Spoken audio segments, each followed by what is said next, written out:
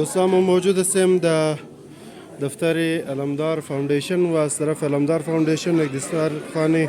افطاری ارنج شده که گذشته سالم بوده، گیم سالم است و در اینجا کس بسیار در تعداد زیاد مردم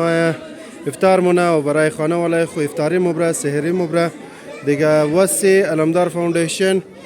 که گفته خودگون از اینا که تازه ما بین ویدیو گفته که پیش از اینا تا صرف دار روز کست با افطاری است از وزد نیه. اگر شما تنستین قدی قوما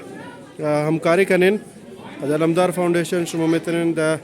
نمبر از اونا الاول کنین تاکه همون نظر و نیاز خوره شما برای از رسنده بتونین تاکه اینا همه دسترخوان افطاری را تا آخری ماه مبارک رمضان پیش برده بتونن. دیگر روی داری شما میگرین که مختلف ایج نفرین ششته زبطه افطار که داره است